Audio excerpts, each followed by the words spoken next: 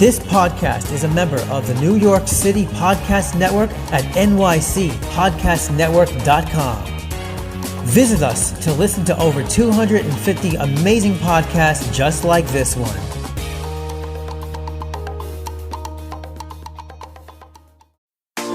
Japanese street style is some of the cutest and trendiest clothing in the world. Introducing Cherry Goddess Women's Clothing and Accessories, the hottest original and cute clothing company. We offer tops, clothes, accessories, shoes, dresses and skirts, and comfortable homeware that we guarantee you will love. Cherry Goddess Women's Clothing, super cute Japanese style clothing.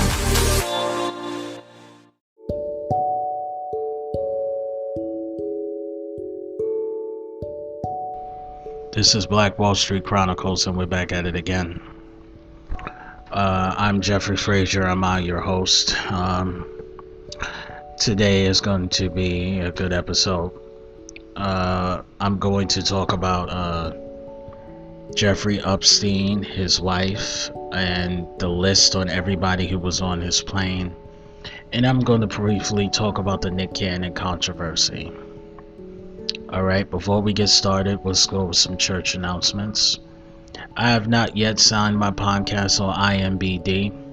I've been busy because I'm an essential worker with the COVID-19 epidemic. It's really hard to get things done where you're in quarantine. You know, you mentally have to organize yourself and figure things out.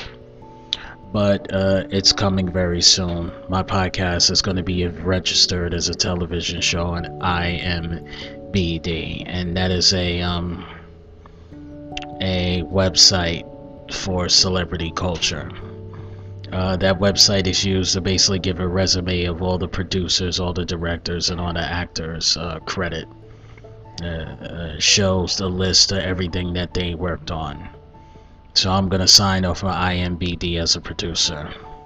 Wish me luck. Please follow me on my Instagram, BlackKage840. Please also follow me on my YouTube, which is Pain308TV. And you can also follow me at Ghetto Cavalcade. You follow me on Twitter at GhettoCavalcade.com. Alright, so let's get started. First off, I would like to send my condolences to Naya Rivera, her 4-year-old son, and her family. Naya Rivera is a very beautiful Hispanic woman who was on Glee, and she died because of an accident. She accidentally drowned, possibly by trying to save her 4-year-old son. Who knows? The first time I see Naya Rivera on TV is when Naya Rivera... Yeah, the first person that put Naya Rivera on TV was the great comedian Red Fox. A lot of people don't know that. And she was like real young. She had to be like 5 years old when Red Fox put her on TV. She was a very cute little girl. You also seen her as Richie's friend in Family Matters. You also seen her as on Smart Guy. And one of my favorite Naya Rivera moments is when she did the cover of Smooth Criminal, when her and Grant Gustin, the guy who later was on The Flash, was on the Glee, and they did a cover of Smooth Criminal. You actually can see it on YouTube, and while they were singing, you had the guy who does the two cellos that did the cover of Smooth Criminal with two cellos. Yeah, so my condolences to that family. So let's get started on the episode today. We're going to talk about Jeffrey Epstein, and we're going to talk about his wife first, and then we're going to go to what I feel in the Nick Cannon controversy, because the Nick Cannon controversy ties on what the purpose of the podcast is supposed to be, on how we as black people really need to build our own business and not really do business with other entities, and why Nick Cannon basically Nick Cannon basically was talking out of his ass and how he got, now he has to fight Viacom for the stuff that he is supposedly owned. Alright, so let's get to it. So I'm gonna type up Jeffrey Epstein. Okay. Jeffrey Edward Epstein was an American financier, socialite, and convicted sex offender.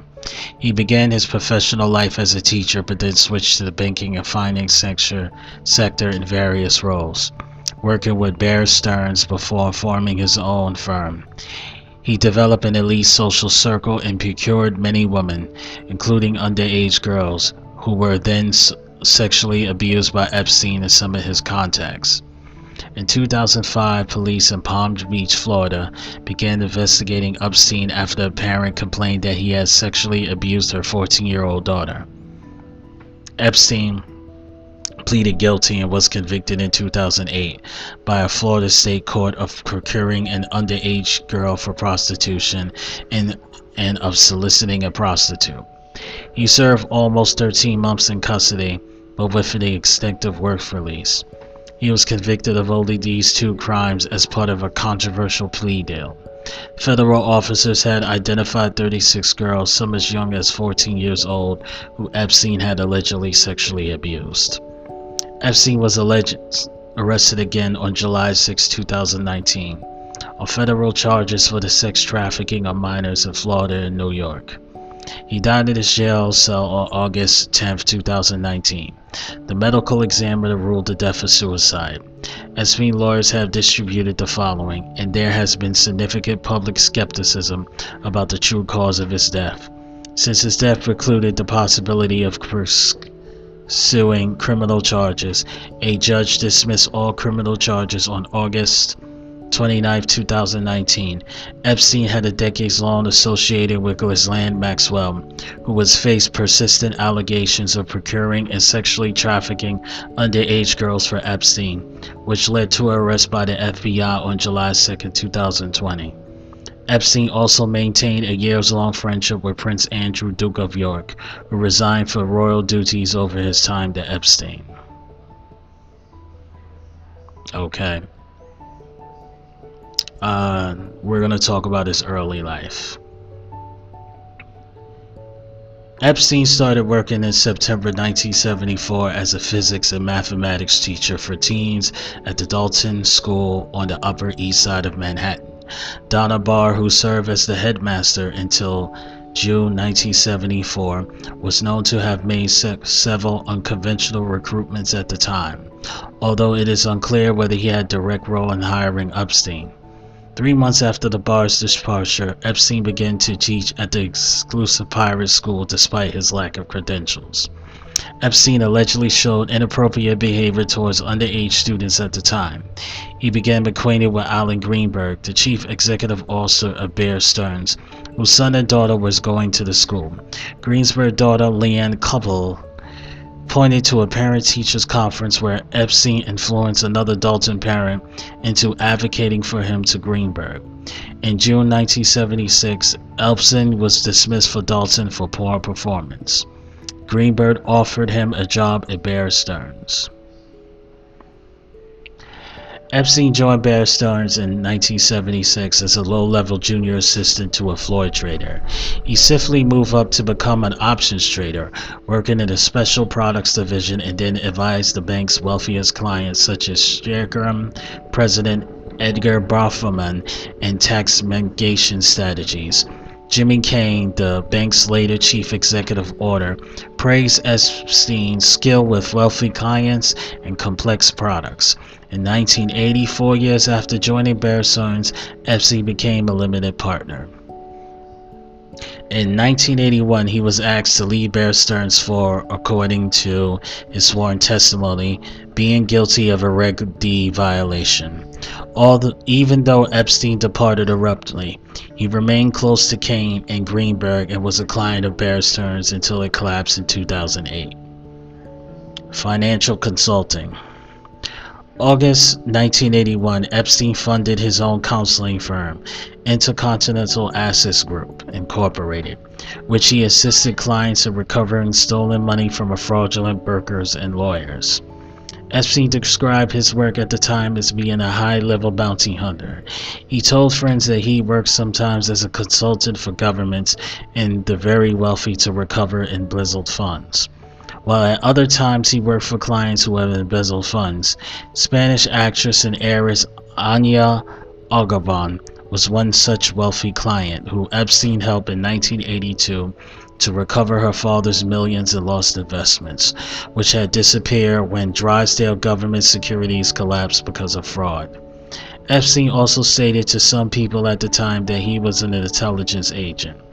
During the 1980s, Epstein possessed an Austrian passport that had his photo but a false name. The passport showed his place of residence in Saudi Arabia.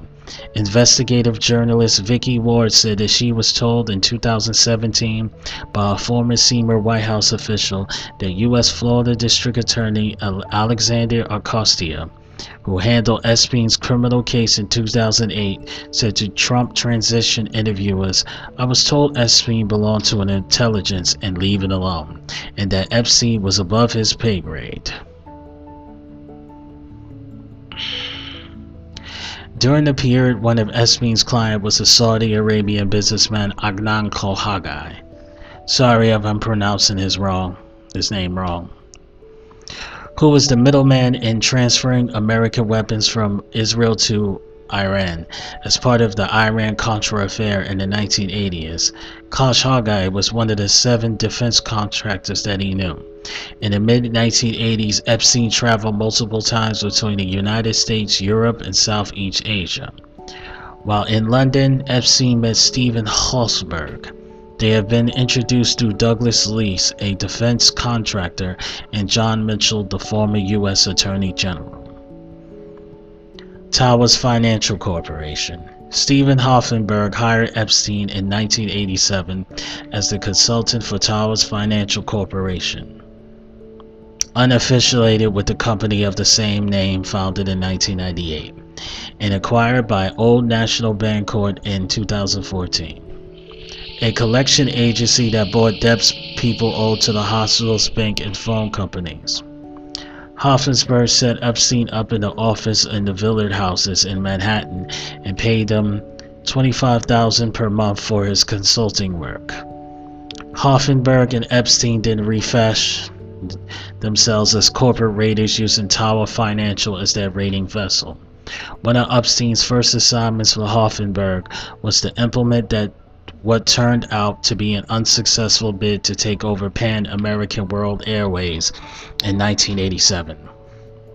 A similar unsuccessful bid in 1988 was made to take over Emery Air Freight Corp.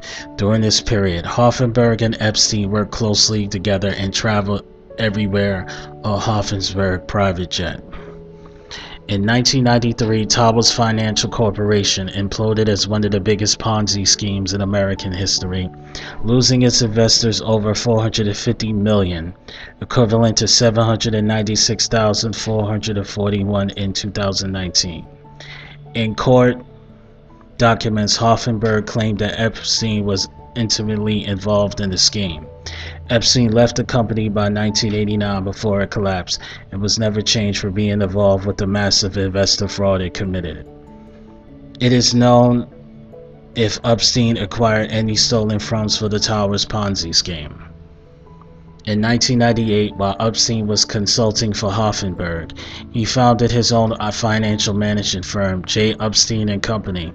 The company was said by Epstein to have been formed to manage the assets of clients with more than $1 billion in net worth, although others have expressed skepticism that he was this restrictive in the clients he took. The only publicly known billionaire client of Epstein was Lexi Wexner, a chairman and CEO of L Brands, formerly the Limited Incorporated, and Victoria's Secret.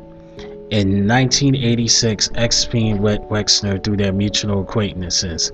and Sheriff Executive Robert Meister and his wife in Palm Beach, Florida. A year later, Epstein became Wexler's financial advisor and served as his right-hand man. Within the year, Epstein had sorted out Wexler's entangled finances. In July 1991, Wexler granted Epstein full power of attorney over his affairs. The power of attorney allowed Epstein to hire people, sign checks, buy and sell properties, borrow money, and do anything else of a legally binding nature on Wexler's behalf. By 1995, Epstein was a director of the Wexner Foundation and Wexner Heritage Fund. He was also the president of Wexner Property, which developed part of the town of New Albany outside of Columbus, Ohio, where Wexner lived. Epstein made millions in fees by managing Wexner financial affairs. Although never employed by L Brands, he corresponded frequently with the company's executives. Epstein attended Victoria's Secret fashion shows and hosted the models at his New York City home, as well as helping aspiring models get work with the company.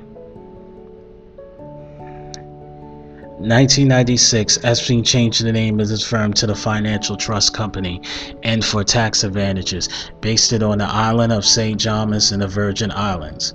By relocating to the U.S. Virgin Islands, Epstein was able to reduce federal income taxes by 90%.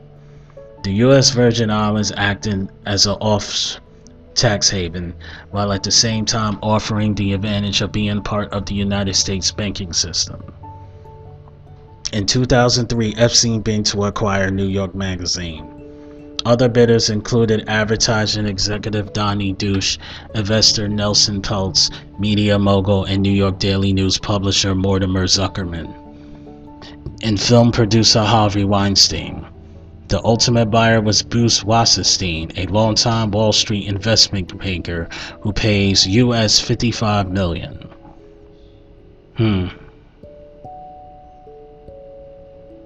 So he outbidded Donnie Douche, Nelson Peltz, Mortimer Zuckerman, and film producer Harvey Weinstein.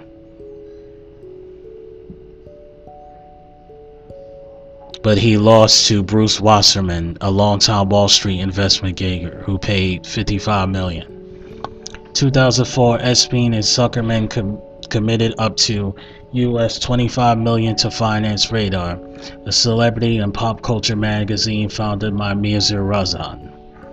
Epstein and Zuckerman were equal partners in venture. Razan, as the editor-in-chief, retained a small ownership stake. It folded after 3 issues. Epstein was the president of the company Liquid Funding Limited between 2000 and 2007. The company was an early pioneer in expanding the kind of debt that could be accepted or repurchased on a repo market, which involved lenders giving money to borrower exchanging for securities that the borrower then agrees to buy back and agreed upon later in price. The innovation of liquid funding and other companies was that instead of having stocks and bonds as the underlying securities, it had commercial mortgages and investment-grade residential mortgages bundling into complex securities as underlying security. Liquid funding was intentionally 40% owned by Bear Stearns. Through the help of the credit rating agencies Standard & Poor's, Fitch Ratings, and Moody's Investor Service, the new bundled securities were able to create it for companies so they can get a gold-plated AAA rating. The implosion of such complex securities because of their inaccurate ratings led to the collapse of Bear Stearns in March 2008 and set in motion of the financial crisis of 2007-2008 and the subsequent Great Recession. If liquid funding was left holding large amounts of such securities as collateral, it could have lost large amounts of money. Suck up the investments. Hedge funds. Epstein invested $80 million between 2005 and 2002 and 2005 in the DB's firm's Special Opportunities Hedge Fund. In November 2006, Epstein, while under federal investigation for sex crimes, attempted to redeem his investment as he informed of accounting irregularities in the fund. By this time, his investment had grown to $140 million. Warren refused to redeem the investment. Warren worried that Epstein's redemption could cause a run on the bank on the hedge fund. It is unknown how much Epstein personally lost when the fund was wound down in 2008. In 2006, Epstein, a month after the federal investigation of him began, invested $57 million in Bear Stearns' high-grade structured credit strategies, Advanced Ledger's hedge fund. This fund was highly leveraged in mortgage-backed collateral's debt obligations. On April 18, 2007, an investor in a fund who had $57 million invested discussed redeeming his investment. At this time, the fund had a leverage ratio of 17:1, which meant for every $1 billion invested, there was $17 of borrowed funds. Therefore, the redemption of his investment would have been equivalent to removing $1 billion from the thinly traded CDO market. The selling of CDO assets to meet the redemptions that the month began repricing process and general freeze in the CDO market. The repricing of the CDO assets caused the collapse of the fund 3 months later in July. The eventual collapse of Bear Stearns in March 2008. It is likely Epstein lost most of his investment, but it is not known how much was his. By the time that Bear Stearns' firm began to fall in May 2007, Epstein had begun to negotiate a plea deal with the U.S. Attorney Office concerning imminent charges for sex with minors. In August 2007, a month after the fund collapsed, the U.S. Attorney in Miami, Alexander Ocasio, entered the direct discussions about the plea agreement. Ocasio brokered a lenient deal, according to him, because he had been ordered by higher government officials, who told him that Epstein was an individual of importance to the government. As part of the negotiations, according to the Miami Herald, Epstein provided unspecific information to the Florida federal prosecutors for a more lenient sentence. This was supposedly unnamed key witness for the New York federal prosecutors in their successful June 2008 criminal case against the two managers of the failed Bear Stearns hedge fund. Alan Dershowitz. I hope I'm pronouncing your name right, Alan. Alan Dershowitz, one of the Epstein's Florida attorneys on the case, told Fox Business Network, "We would have been touting that if he had cooperated. The idea that Epstein helped in my prosecution is news to me."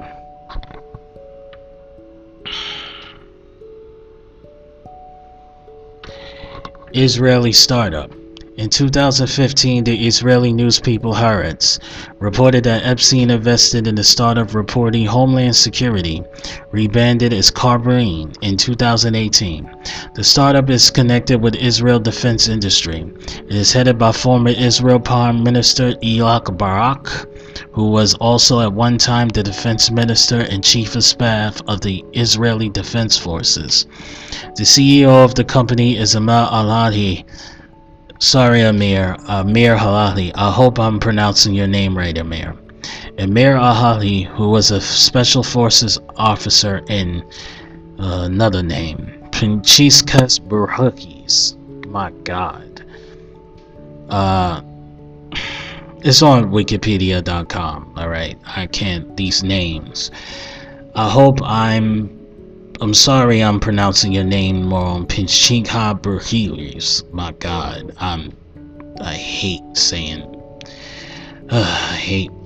people's names wrong. Anyway, who was a director of the company, who was at one time the Defense Ministry Director General and the commander of the IDF cyber unit. Epstein and Barak, the fan of Carbine, were close, and Epstein offered him lodging at one of his apartment units at 301 East 66th Street in Manhattan. Epstein had past experience with Israel's research and military sector. In April 2008, he went to Israel and met with a number of research scientists, visited different Israeli military bases. During this trip, he thought in staying in Israel in order to avoid Israel and possible jail for charges he was facing for sex crimes. However, he opted to return to the United States. He should have stayed. They probably would have gave him immunity. Who knows? Video recordings. Epstein installed concealed cameras in numerous places on his property to allege record sexual activity with underage girls by prominent people for criminal purposes, such as blackmail. That sounds like some MK Ultra shit. Let me repeat this again. Epstein installed concealed cameras in numerous places in the property to allegedly record sexual activity with underage girls by prominent people for criminal purposes, such as blackmail. Ghislaine Maxwell, Epstein's close companion, told a friend that Epstein's private island in the Virgin Islands was completely wired for video, and the friend believed that Maxwell and Epstein were videotaping everyone on the island as an insurance policy. When the police raided his Palm Beach residence in 2006, 2 hidden pinhole cameras was discovered in his home. It was also reported that Epstein's mansion in New York was wired extensively with a video surveillance system. Maria Farmer, an artist who worked for Epstein in 1996, noted that Epstein showed her a media room in the New York mansion where there were individuals monitoring the pinhole cameras throughout the house. The media room was accessed through a hidden door. She stated in the media room that there were men sitting here, and I looked on the cameras and I saw a toilet, bed, toilet, bed. She added it was very obvious that they were like monitoring private moments. Epstein allegedly led girls to powerful people to integrate himself with them so he can also claim possible blackmail information. According to the Department of Justice, he kept compact discs locked in his safe in the New York mansion with handwritten labels that included the description. Epstein partially confirmed that he had blackmail material when he told the New York Times reporter in 2018, off the record, that he did dirt on powerful people, including information about the sexual proclivities and recreational drug use.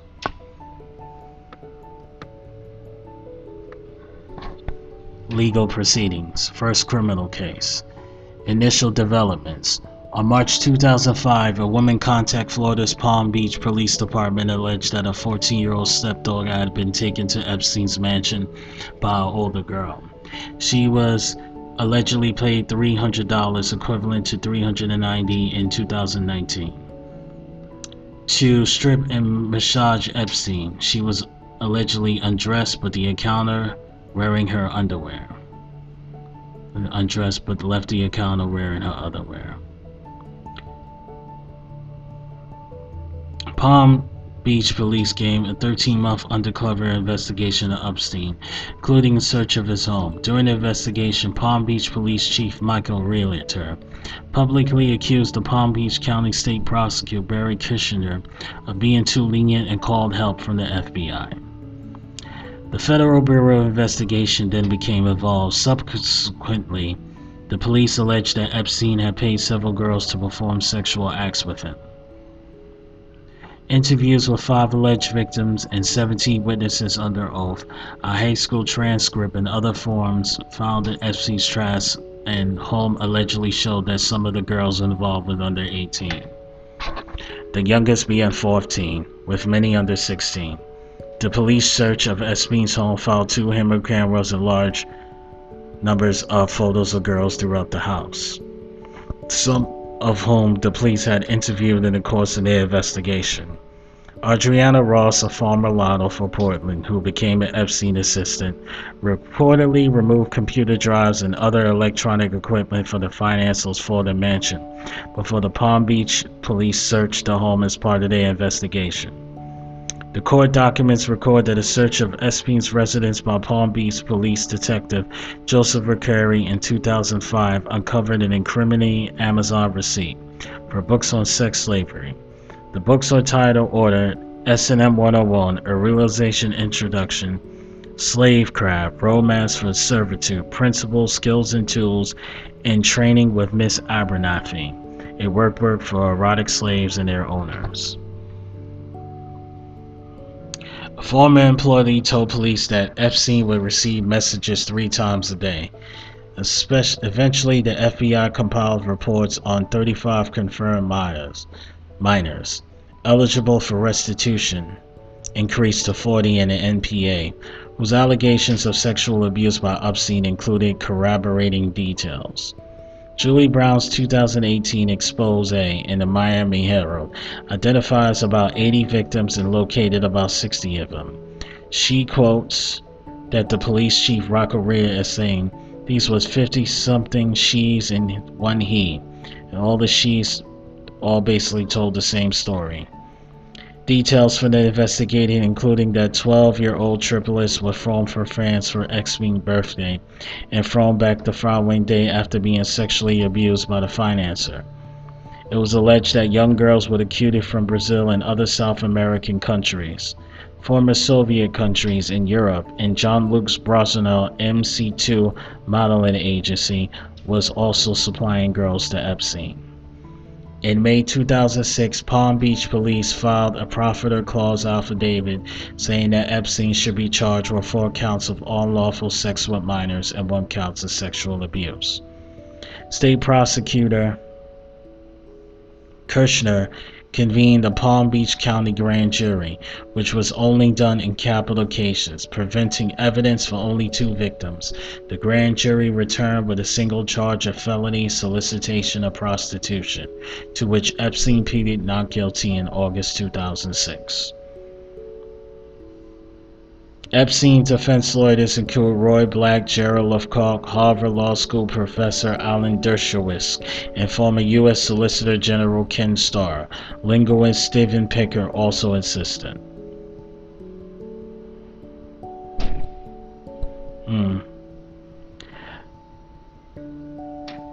Ken Starr, huh?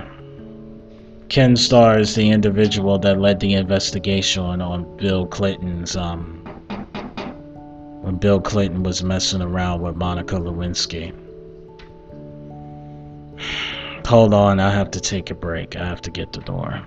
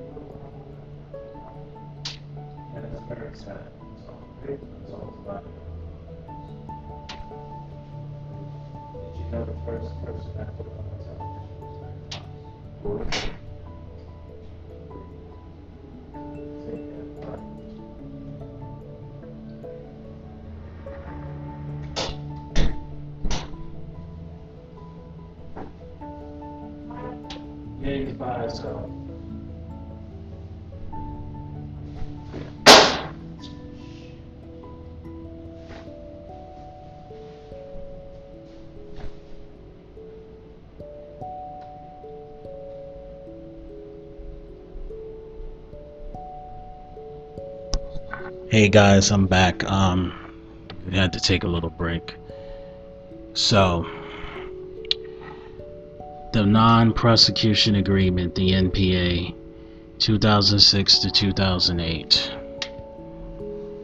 In July 2006, the FBI began its own investigation of Epstein, nicknamed Operation Leap Year. It resulted in a 53 indictment in 2007. Alexia Costo, then the U.S. Attorney of the Southern District of Florida, agreed to a plea deal, which Alan Dershowitz helped to negotiate, to grant immunity for all federal criminal charges to Epstein, along with 4 named co-conspirators and any unnamed potential co-conspirators. According to the Miami Herald, the non-prosecution agreement essentially shut down an ongoing FBI probe and whether there were war victims and other powerful people who took part in Epstein's sex crimes. At the same time, he halted the investigation and sealed the indictment. The Miami Herald said Acosta agreed, despite federal law to the contrary, that the deal would be kept from the victims. Acosta later said he offered a lenient plea deal because he told that Epstein belonged to intelligence, was above his pay grade, and leave it alone.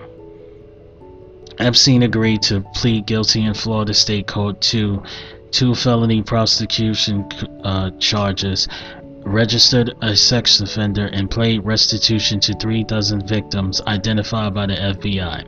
The plea deal was later described as a sweetheart deal.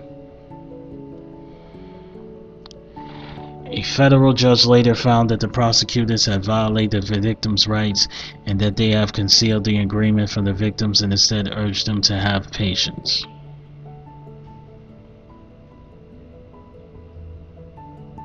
Conviction and sentencing. On June 30, 2008, after Epstein pleaded guilty to a state charge, one of 2, procuring for prostitution for a girl below age 18, he was sentenced to 18 months in prison, while most convicted sex offenders of Florida are sent to state prison. Epstein was then housed in a private wing of Palm Beach County Stockade and, according to the sheriff's office, was after 3.5 months was allowed to leave jail on work release for up to 12 hours a day, 6 days a week. This contravened the sheriff's own policies requiring a maximum remaining sentence of 10 months and making sex offenders ineligible for the privilege. He was allowed to come and go outside the specific release hours.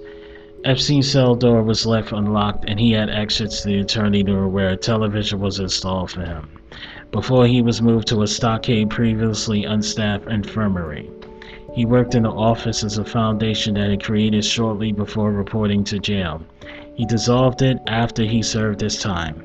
The sheriff's office received $128,000 from Epstein's nonprofit to pay for the cost of extra services being provided during his work release. His office was monitored by permanent deputies whose overtime paid was by Epstein. They were required to wear suits and check welcome guests at the front desk. Later, the sheriff's office said these guest laws were destroyed per the apartment's records retention rules. Although inexplicably, the stockade visitor logs were not. He was allowed to use his own driver to drive him between jail and his office and other appointments. Epstein served almost 13 months before being released for a year of probation on house arrest until August 2010.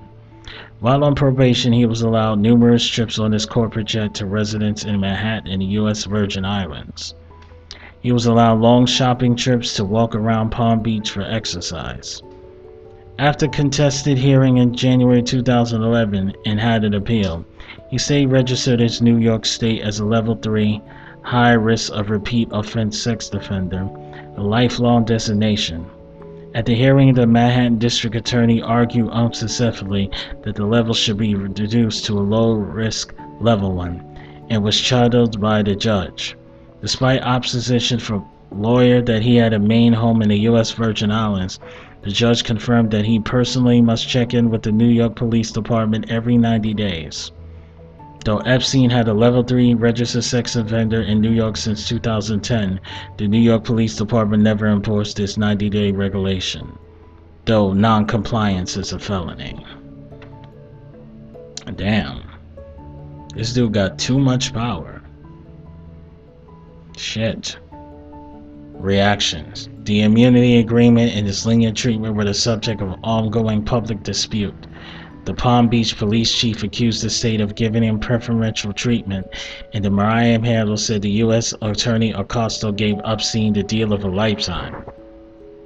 Following Epstein's arrest in July 2019, the sex trafficking charges Acosta resigned as a Secretary of Labor Executive July 19, 2019. Although the accusations became public, several persons and institutions returned donations that they had received from Epstein, including Elliot Spitzer, Bill Richardson, and the Palm Beach Police Department. Harvard University announced it will not return any money. Various charitable donations that Epstein had made to finance children's education were also questioned. On June 18, 2010, Epstein's Florida house manager, Alfredo Rodriguez, was sentenced to 18 months in incarceration after being convicted on an obstruction charge for failing to turn over to the police and subsequently trying to sell a journal in which he had recorded Epstein's activities. FBI Special Agent Christina Pyra reviewed the material and agreed it was information that would have been extremely useful in investigating and prosecuting the case, including names and contact information of material witnesses and additional victims.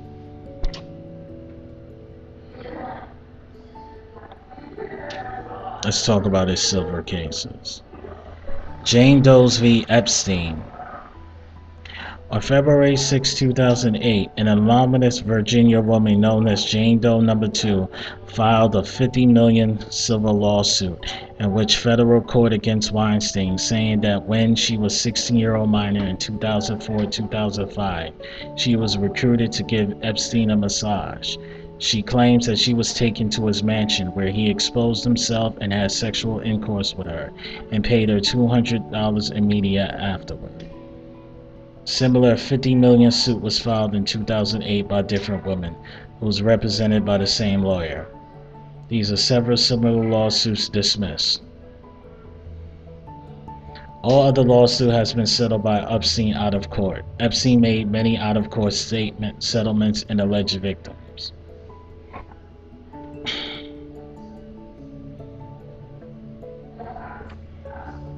Jane Doe's United States.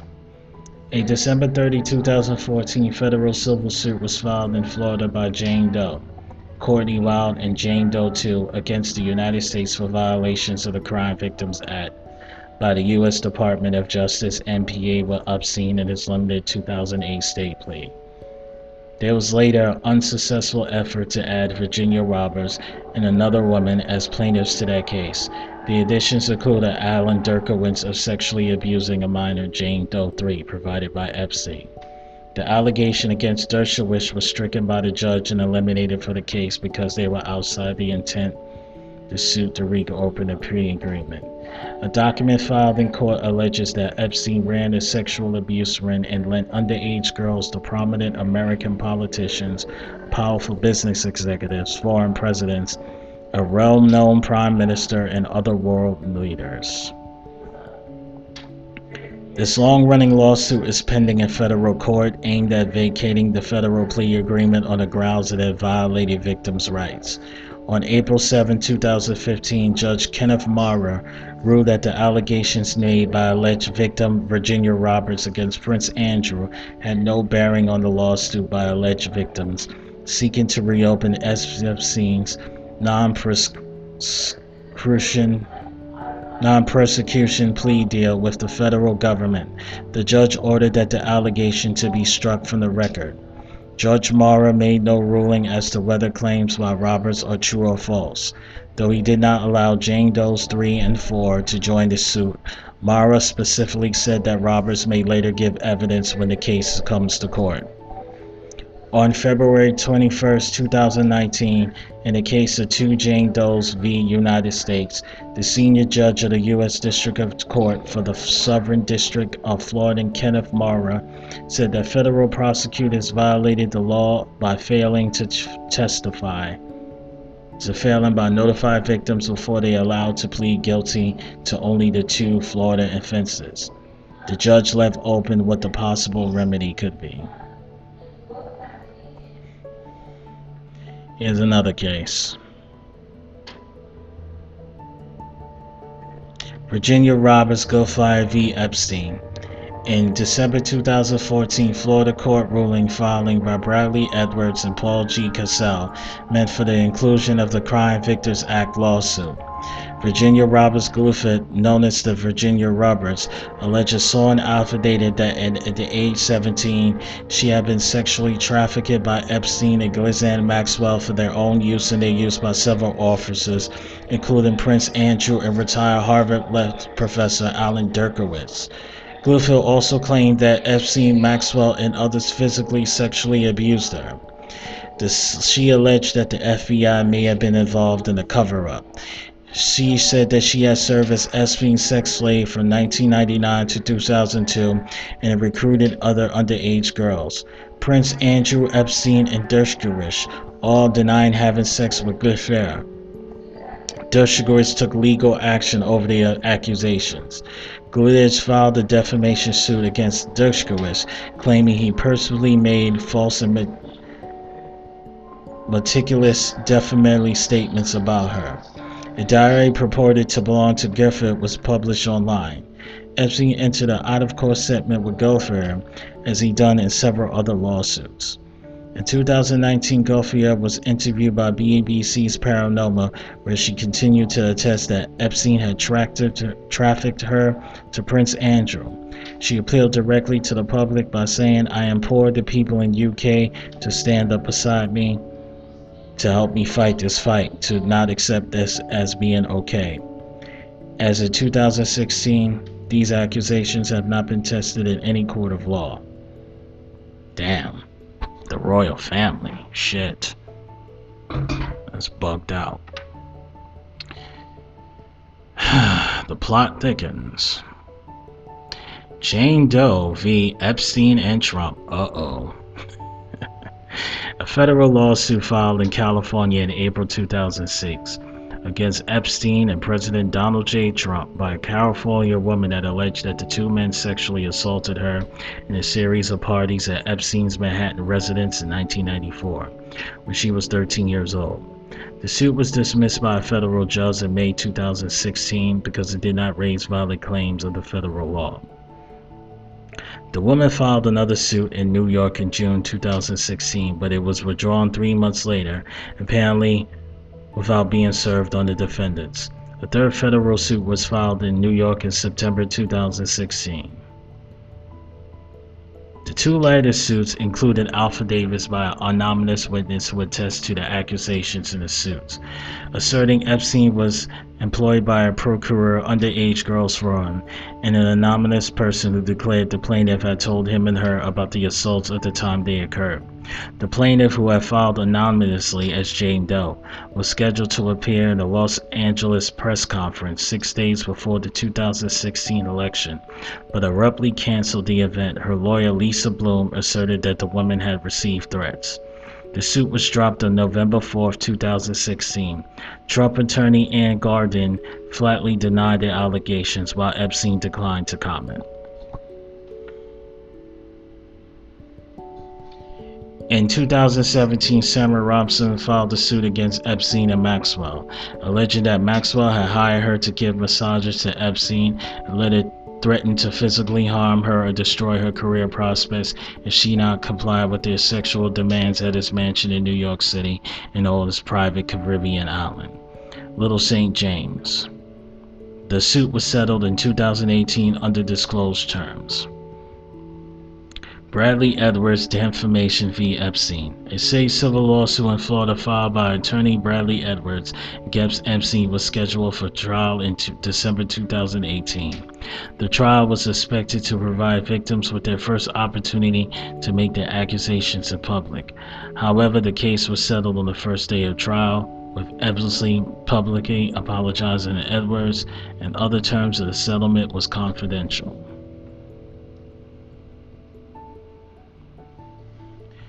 Maria Farmer, Epstein and Maxwell. On April 16, 2019, Maria Farmer went public and filed a sworn affidavit in federal court in New York, alleging that she and her older 15-year-old sister Annie has been sexually assaulted by Epstein and Maxwell in separate locations in 1996. Farmer had met Epstein and Maxwell at a graduate art gallery reception at the New York Academy of Art in 1995. The following year, in the summer of 1996, they hired her to work on an art project in Leslie Wexner's Ohio mansion, where she was then sexually assaulted. Farmer reported the incident to New York City Police Department and the FBI. Farmer's affidavit stated that during the same summer, Epstein flew her then 15-year-old sister to his New Mexico property, where he and Maxwell sexually assaulted her on a massage table.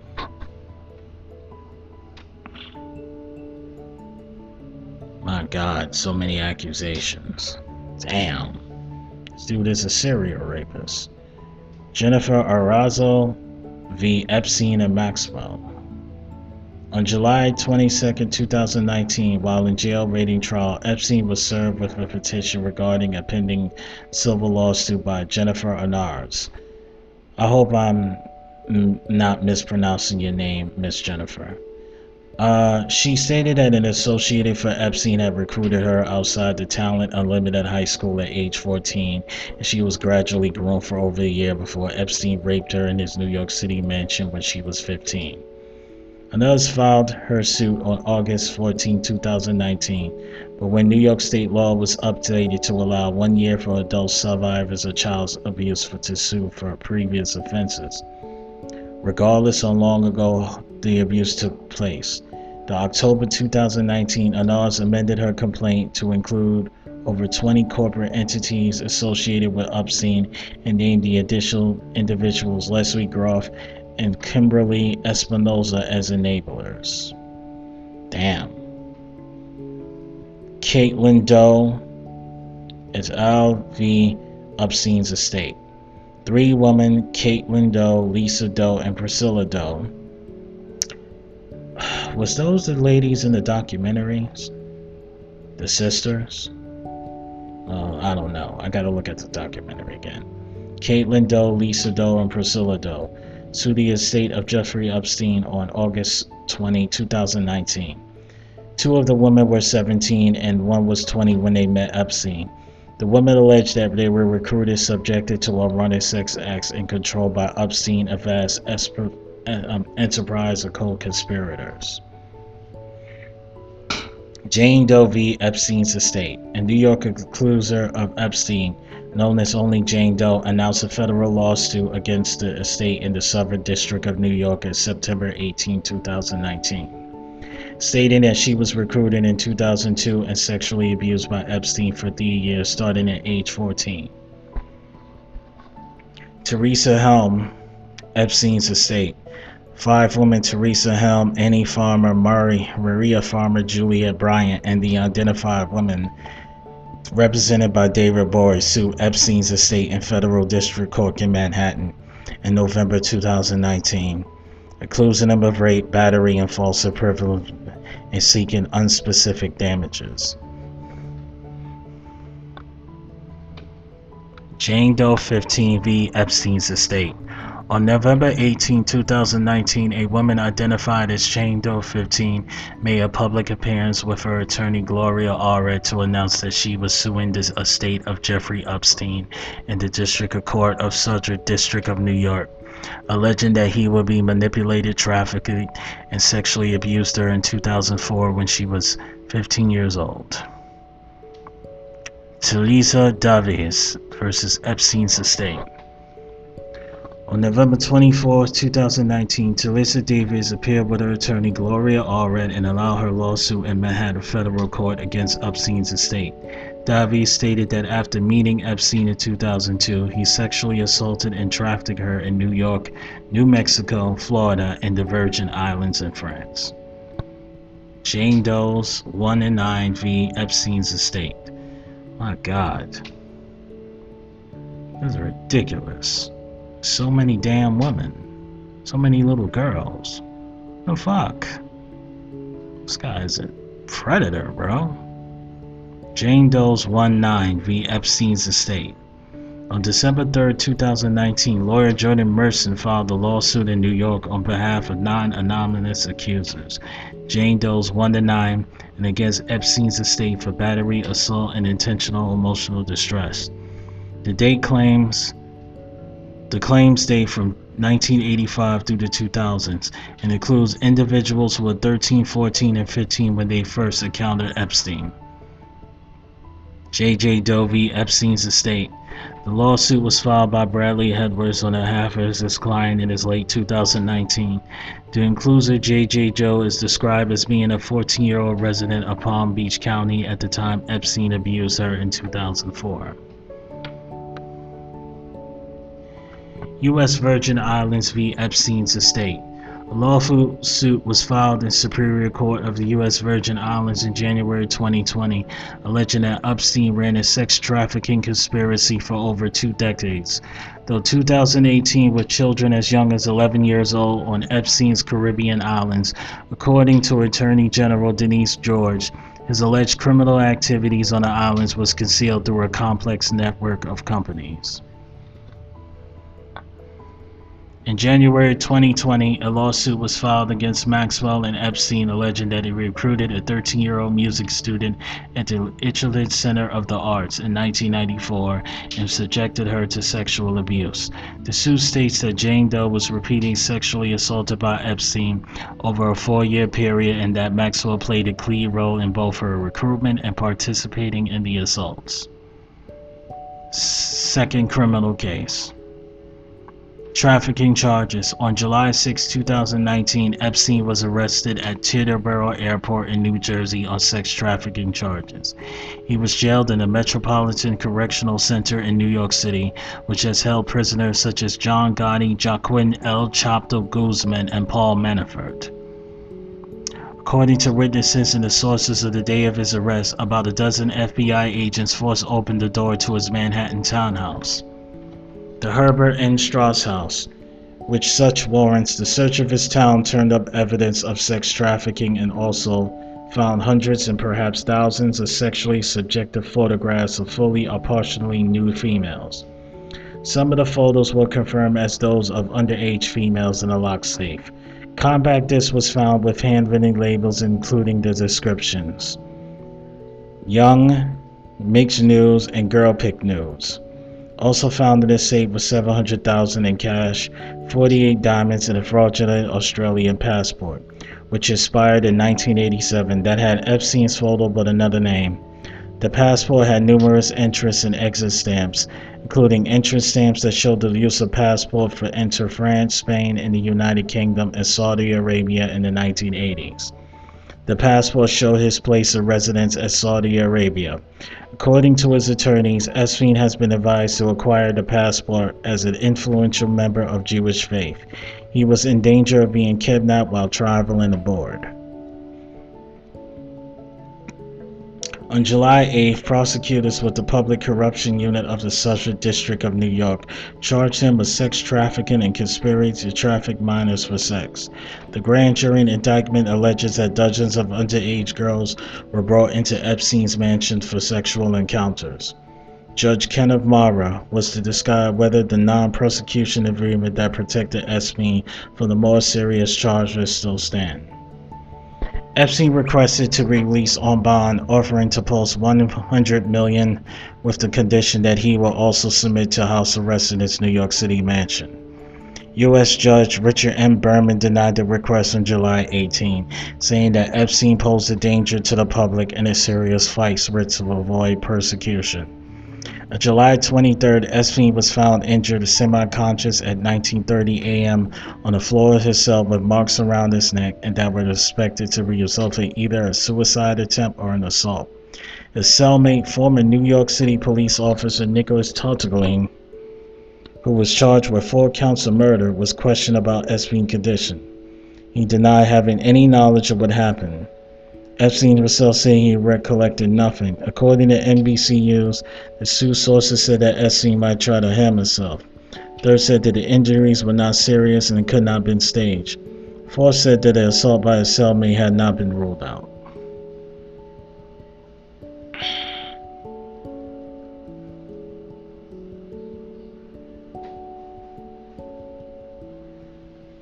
Investigation in France.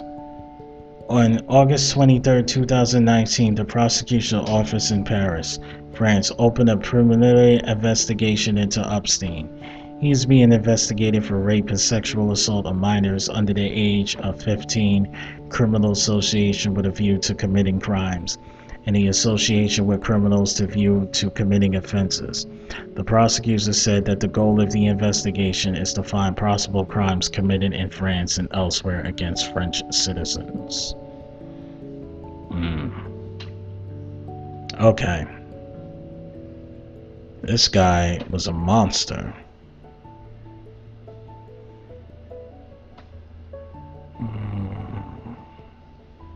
So much things to talk about. Yeah, so here's what we're gonna do. I'm going to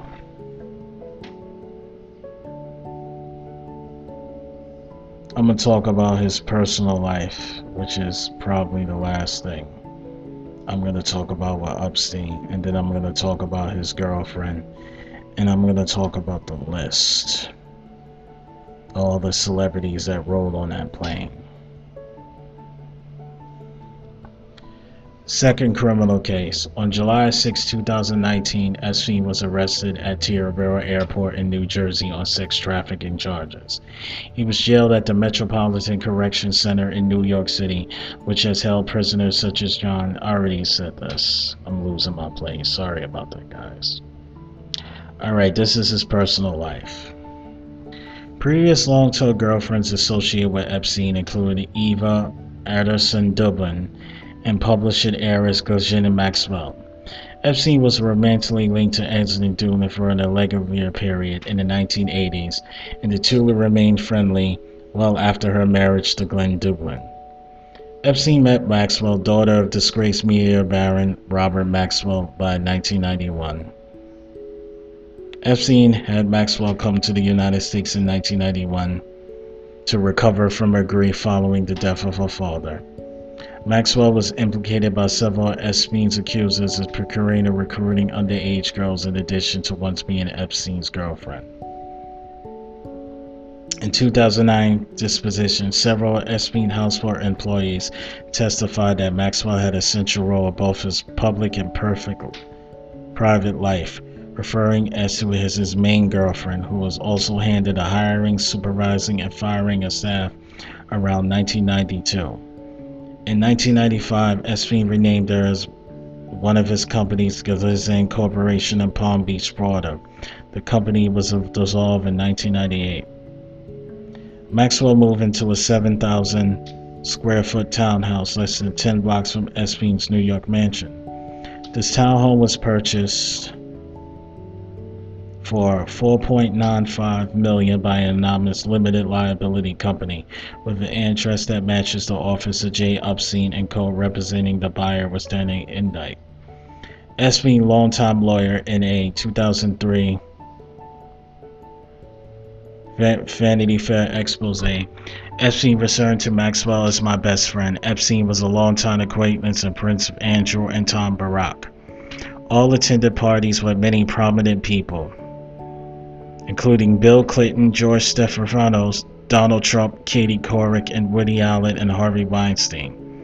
His contacts included Rupert Murdoch, Michael Bloomberg, Richard Branson, Michael Jackson, Alec Baldwin, the Kennedys, the Rockefellers, and the Rothschilds.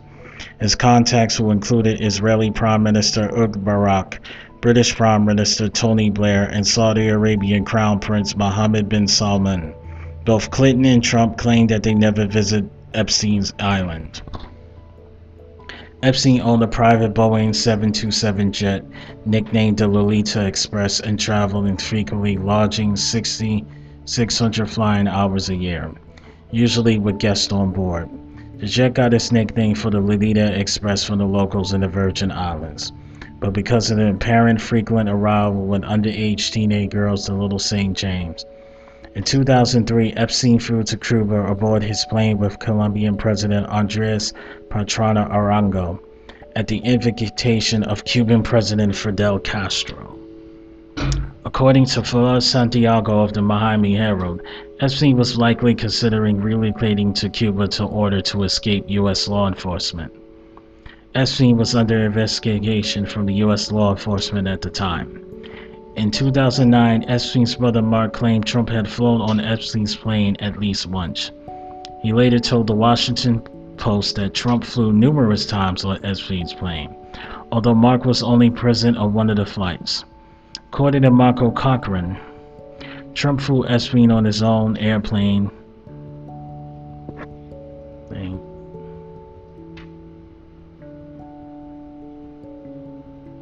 He later told Dozen International, the Washington,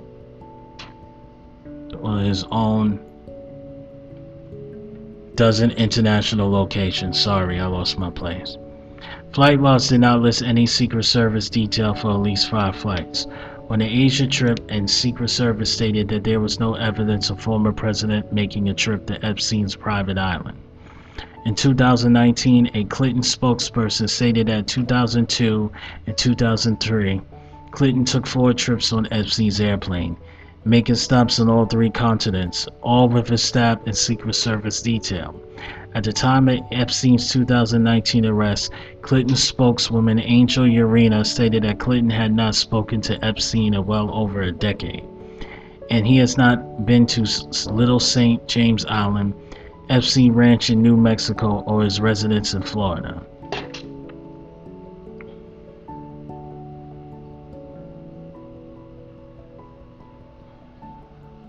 In a profile Epstein in New York Magazine in 2002, former Democrat Senator leader George J. Michael said of Epstein, "I would certainly call him a friend and a supporter in the same circle," Donald Trump remarked. "I've known Jeff for 15 years, terrific guy. He's a lot of fun to be with. He's even said that he likes beautiful women as much as I do. So many of them are on the longer side. No doubt about it, Jeffrey enjoys his social life." In July 2019, Trump said, "I knew him like everybody in Palm Beach knew him," saying 4 times he had not been a fan of Epstein and he had not spoken to him in about 15 years. A video shot of in 1992 surfaced showing the 2 men party at Mar-a-Lago.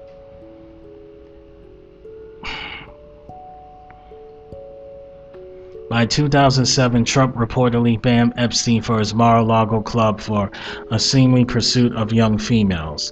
The ban allegation was included in court documents filed by attorney Bradley Edwards, although Edwards later said it was a rumor he tried to but could not confirm. Bill Clinton lauded Epstein as a committed philanthropist with insights and generosity. At the time, Epstein was on the board of Rockefeller University, a member of Trilateral Commission and a consul of foreign relations, and was a major donor to Harvard University. Epstein visited the White House while Clinton was president on 4 known occasions. In 1993, he went to a donor event at the White House with his companion Ghislaine Maxwell. Around the same time, he also met with President Clinton's aide Mark Middleton at least 3 occasions in the White House. In 1995, financial Lynn Forrester discussed Jeffrey Epstein currency stabilization with Clinton. Epstein, according to his own accounts, was heavily involved in foreign exchange market and traded large amounts of currency in the unregulated forex market. In 1995, Epstein also attended a small political fundraiser dinner for Bill Clinton, which included 14 other people such as Mom Perlman, Don Johnson, Jimmy Buffett, and a dinner organizer Paul Pressbury. In 1990s to mid-2000s, Epstein often socialized with future President Trump. Author Michael Wolff wrote about Trump, Epstein, and Tom Barrack, what at the time like a set of nightlife musketeers on the social scene. Epstein and Trump socialized both in New York City and Palm Beach, where they both had houses. In April 2003, New York Magazine reported Epstein hosted a dinner party at his Manhattan residence to honor Bill Clinton, who did not attend, although Trump did attend. According to Washington Post, one person who knew Epstein and Trump during the time noted that they were right and they were right each other's wingmen. In November 2004, Epstein and Trump's friendship ran into trouble when they became embroiled in a bidding war for a $40 million mansion, Mansion de Numite, which was being auctioned in Palm Beach. Trump won the auction of $41 million and successfully sold the property 4 years later for $95 million to Russian billionaire Dmitry Robolev. Isn't that the guy that owns the New York Nets? The Brooklyn Nets? Let me see. Dmitry Robolev.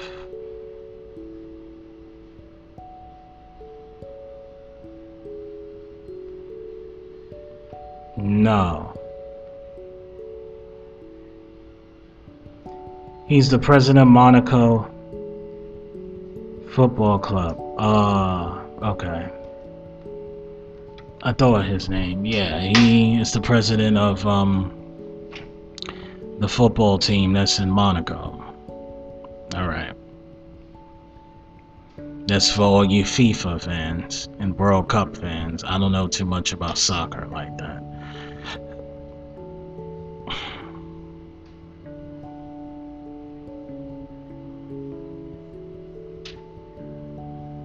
I lost my place. Give me a second.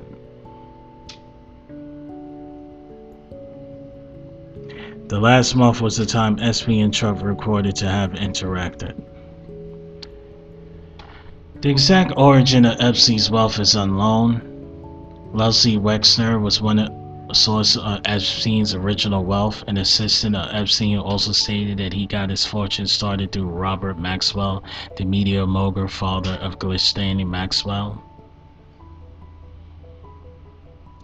When Epstein pleaded guilty in 2008 to soliciting and procuring prostitution, his lawyer stated it was a billionaire with a net worth of over $1 billion. A number of sources, however, has questioned the extent of Epstein's wealth and his status as a billionaire. According to the article in New York Times, his fortune may be more illusionary than fact. Epstein lost large sums of money in the 2008 financial crisis, and friends and patrons, including retail billionaire Leslie Wexner, deserted him, following him pleading guilty to prosecution charges in 2008. The New York Magazine claimed that there was scant proof of Epstein's financial bona fides, and Forbes also ran an article entitled "Why Sex Offender Jeffrey Epstein is Not a Billionaire."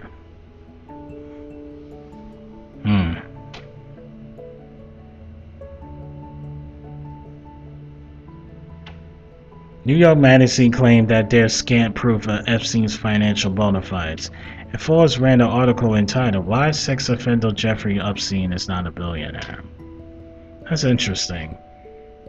All this moves and all this power that he has, why he's not a multi-billionaire? Spencer Coven, an attorney for three of Epstein's alleged victims in the case where Epstein pleaded guilty to sexual activity with minors, stated that he and his team pursued, I'm pronouncing that word wrong, he and his team pursued every possible angle to find out that Epstein's net worth, but found that there was much of his wealth is offshore. The investigating by the Miami handle of the Swiss leaks documents indicated that Epstein had multiple financial accounts with millions of dollars in offshore tax havens. In the Paradise Papers, records show that Epstein in February 1997 became a client of Appleby, a Bermuda-based law firm which specialized in the creation of offshore companies and investment vehicles for the ultra-wealthy. A client profile of Epstein described his job cryptically as the manager of fortune. Federal prosecutors on July 12, 2019 stated in court documents that based on records from one financial institution that Jeffrey Epstein was extravagantly wealthy and had assets worth at least $500 million and earned more than $10 million a year. The extent of his wealth, however, is not known, since he had not filed out a financial affidavit on his bail application. According to Bloomberg News, there is little known about Epstein's current business or clients, that the only things that can be valued with any certainty are his properties. The Miami handle, in their investigation of Paradise Papers and the Swiss leaks documents, concluded that Epstein's wealth is likely spread secretly across the globe.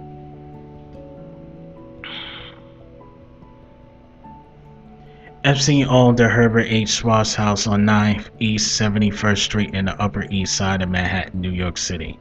It was originally purchased for $13.2 million in 1989 by Epstein's mentor Lex Wexner, who renovated it completely.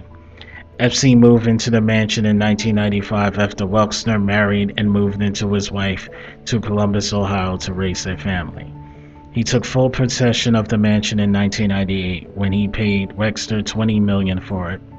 The house was valued in 2019 by federal prosecutors at $77 million. While the city assessed its value to $56 million, the mansion is reputedly the largest private residence in Manhattan, 21,000 square feet. Hidden under the flight of stairs, there is a lead-lit bathroom fitted with its own closed-circuit television screens and telephone, both concealed in a cabinet under the sink. It has its own heated sidewalk to melt away the snow. The entrance hall is lined with rows of individually framed prosthetic eyeballs that were made in England for injured soldiers. The finance or other properties include a residence in Palm Beach, Florida, purchased in 1990. several units in an apartment building near the Arc de Triomphe at 22 Avenue Foch in Paris, France. A 7,500-acre ranch named Zorro Ranch near Stanley, New Mexico, purchased in 1993. A private island near St. Thomas in the U.S. Virgin Islands called Little St. James, which includes a mansion and guest houses, purchased in 1998, and the neighboring island of Great St. James, purchased in 2016. Epstein was building a compound later, including an amphitheater and an underwater office and pool, but ran into problems when a stop work order was issued in late 2018. Work continued despite the order. Epstein, previous to his financial Manhattan home, lived in a spacious townhouse which was former Iranian government building that had been taken over by the State Department during the Iranian Revolution.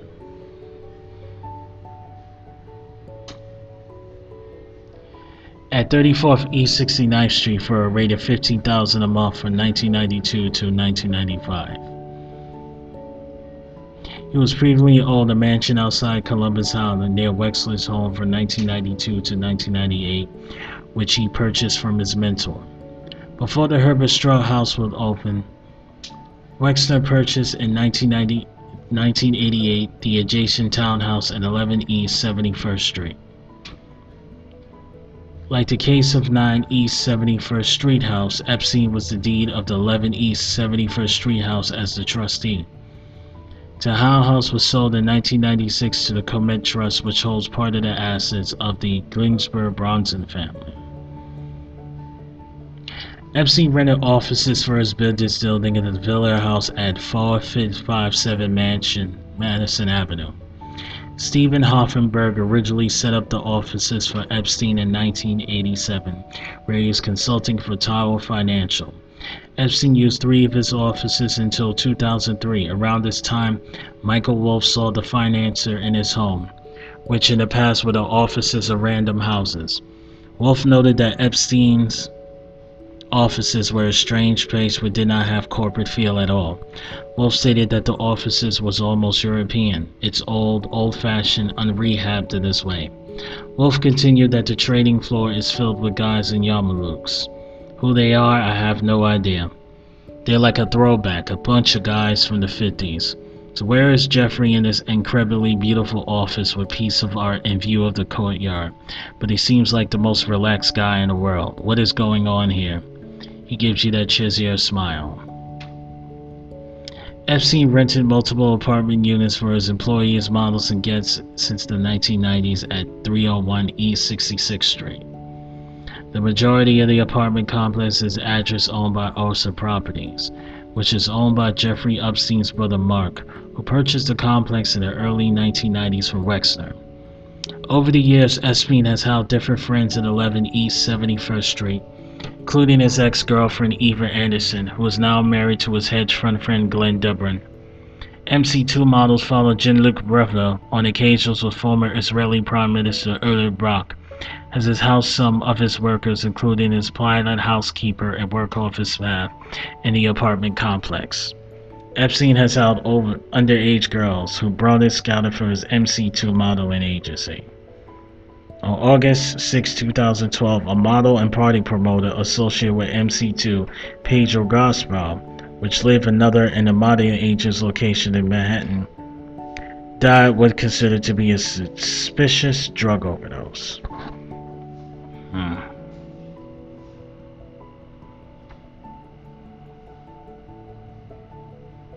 Yeah.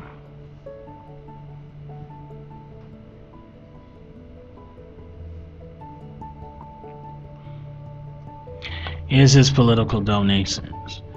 From 1989 into 2003, Epstein donated more than $130,000 to the U.S. Democratic Party federal candidates and committees, over $18,000 to the U.S. Republican Party candidates and groups.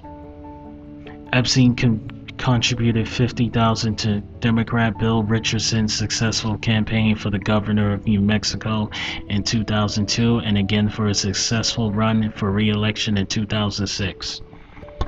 Also that year, he contributed $15,000 to the Democrat Gary King's successful campaign for Attorney General of New Mexico. He later contributed $35,000 to King's 2014 unsuccessful campaign for governor. Other contributions in New Mexico included Epstein's $10,000 towards Jim Bacca's. Hey Jim, if I'm pronouncing your name wrong, I'm sorry. Towards Jim Bacca's campaign to become head of the Land Commission in 2000 towards Santa Fe County Sheriff Jim Solanio's bid for re-election. In 2010, Epstein received a notice from New Mexico Department of Public Safety which said, "You are not required to register as a sex offender with the state of Mexico." This was in contravention of federal law, which would seem to say that the conviction in Florida required him to register in New Mexico. Here's some of his philanthropy. Let's see. In 1991, Epstein was one of the foreign donors who pledged to raise US $20 million for a hotel student building Rusk Prithvi Hall at Harvard University. In 2000, Epstein established the Jeffrey Epstein Sixth Foundation, which funds science and research and education. Prior to 2003, the foundation funded Martin Nowak's research at the Institute for Advanced Study in Princeton, New Jersey. In May 2003, Epstein pledged a series of donations totaling US $30 million to create a mathematical, biologically, and evolutionary dynamics program at Harvard, which was run by Martin Nowak. According to the Boston Globe, the actual amount received from Epstein was US $6.5 million. In 2019, Forbes deleted a 2013 article that called Epstein one of the largest backers of cutting-edge science after the New York Times revealed his author, Drew Hendricks, had been paid $600 to submit falsely as his own. According to attorney Jared B. LaCroix, Epstein was part of the original group that conceived the Clinton Global Initiative. Epstein co-organized a science event illusionist skeptic Al Skeptical called the Mindship Conference. The conference took place in 2010 on Epstein's private little island, St. James. In attendance was scientists Marie Glenman, Leonard Midlow, and Jenna Susselman. I hope I'm not pronouncing your name wrong, the scientists that I just named. The true extent of Epstein's donation is unknown. The Jeffrey Epstein Sixth Foundation fails to disclose information on other charities routinely disclosed. Concerns have been raised over this lack of transparency. In 2015, the Attorney General of the state of New York was reported to be trying to gain information, but it was refused since the charities were based on outside of the state and did not solicit New York State. Epstein, besides making donations through the Jeffrey Epstein Sixth Foundation, also made a number of charitable donations to the three private charities: the Epstein Interest, the COG Foundation, and the Gratitude American Limited. According to federal tax filings, Epstein $30 million between 1998 and 2018. Though these three charities, following his death, a number of scientists, institutions, notably Harvard University, came under criticism for accepting money from Epstein and his foundation, with some individuals offering to give money away donated by Epstein.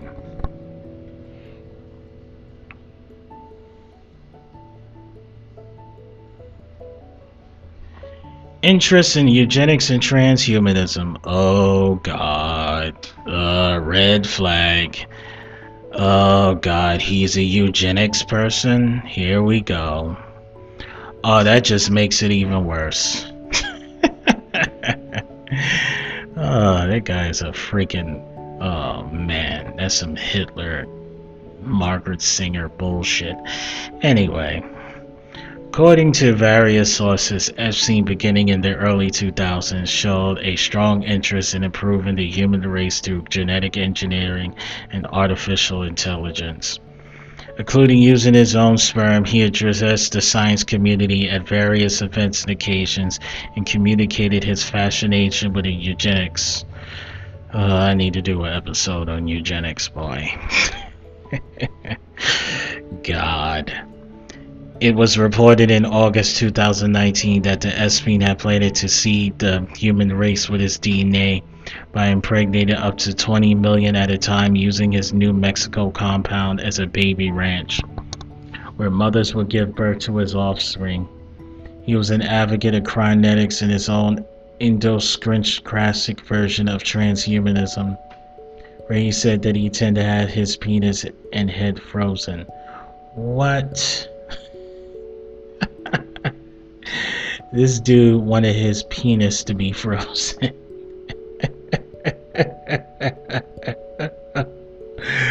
Oh God, anybody who wants to any man that wants to impregnate the human race with his seed is a fucking asshole.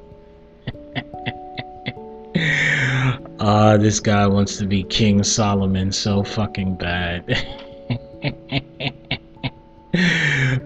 He is such a fucking creep. Kathleen Jamieson, director of Engelberg Public Policy Center at the University of Pennsylvania, said, "Scientists need funding for important work. If the funding is legitimate scientific work, there is nothing wrong with accepting support from a billionaire.